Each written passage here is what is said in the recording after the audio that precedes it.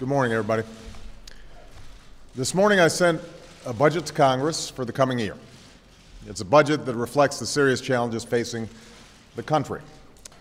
We're at war. Our economy's lost 7 million jobs over the last 2 years, and our government is deeply in debt after what can only be described as a decade of profligacy. Now, the fact is, 10 years ago, we had a budget surplus of more than $200 billion, with projected surpluses stretching out toward the horizon. Yet over the course of the past 10 years, the previous administration and previous Congresses created an expensive new drug program, passed massive tax cuts for the wealthy, and funded 2 wars without paying for any of it, all of which was compounded by recession and by rising health care costs. As a result, when I first walked through the door, the deficit stood at $1.3 trillion, with projected deficits of $8 trillion over the next decade. Now, if we had taken office during ordinary times, we would have started bringing down these deficits immediately. But 1 year ago, our country was in crisis. We were losing nearly 700,000 jobs each month. The economy was in a free fall, and the financial system was near collapse. Many feared another Great Depression. So we initiated a rescue, and that rescue was not without significant costs. It added to the deficit as well. 1 year later, because of the steps we've taken, we're in a very different place. But we can't simply move beyond this crisis. We have to address the irresponsibility that led to it. And that includes the failure to rein in spending as well as reliance on borrowing, from Wall Street to Washington to Main Street, to fuel our growth. That's what we have to change. We have to do what families across America are doing: save where we can so that we can afford what we need. Now, I think it's very important to understand, we won't be able to bring down this deficit overnight, given that the recovery is still taking hold and families across the country still need help. We will continue, for example, to do what it takes to create jobs. That's reflected in my budget. It's essential. The budget includes new tax cuts for people who invest in small businesses, tax credits for small businesses that hire new workers, investments that will create jobs repairing roads and bridges, and tax breaks for retrofitting homes to save energy. We also continue to lay a new foundation for lasting growth, which is essential as well. Just as it would be a terrible mistake to borrow against our children's future to pay our way today, it would be equally wrong to neglect their future by failing to invest in areas that will determine our economic success in this new century. That's why we build on the largest investment in clean energy in history, as well as increase investment in scientific research, so that we are fostering the industries and jobs of the future right here in America. That's why I've proposed a more than 6% increase in funding for the Education Department.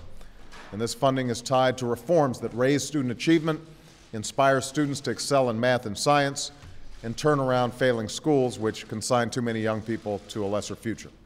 Because in the 21st century, there is no better anti-poverty program than a world-class education.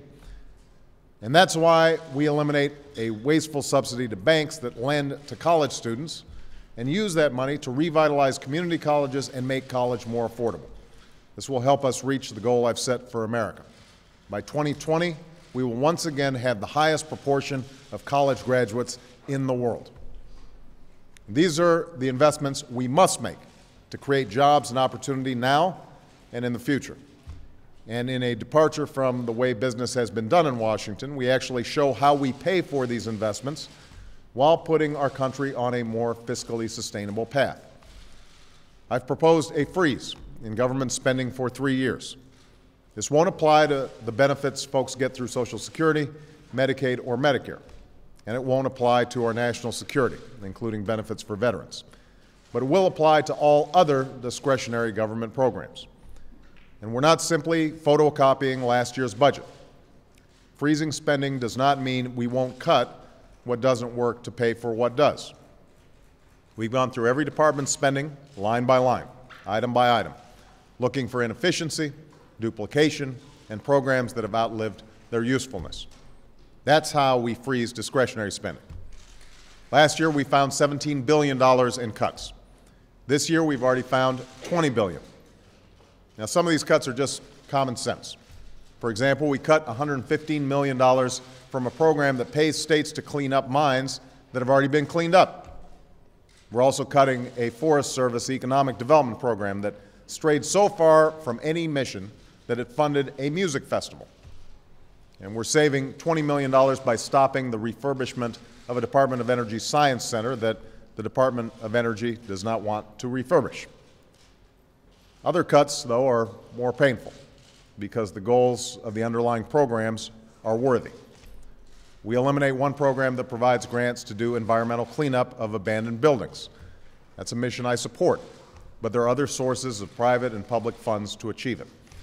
We also eliminated a $120 million program that allows folks to get their earned income tax credit in advance. I am a big supporter of the earned income tax credit. The problem is 80% of people who got this advance didn't comply with one or more of the program's requirements. So I'm willing to reduce waste in programs I care about, and I'm asking members of Congress to do the same. I'm asking Republicans and Democrats alike to take a fresh look at programs they've supported in the past, to see what's working and what's not, and trim back accordingly. Like any business, we're also looking for ways to get more bang for our buck by promoting innovation and cutting red tape. For example, we consolidate 38 separate education programs into 11. And last fall, we launched the SAVE Awards to solicit ideas from federal employees about how to make government more efficient and more effective. I'm proud to say that a number of these ideas, like allowing Social Security appointments to be made online, made it into our budget. I also want to note, even though the Department of Defense is exempt from the budget freeze, it's not exempt from budget common sense. It's not exempt from looking for savings. We save money by eliminating unnecessary defense programs that do nothing to keep us safe. One example is the $2.5 billion that we're spending to build C-17 transport aircraft. 4 years ago, the Defense Department decided to cease production because it had acquired the number requested, 180. Yet every year since, Congress has provided unrequested money for more C-17s that the Pentagon doesn't want or need.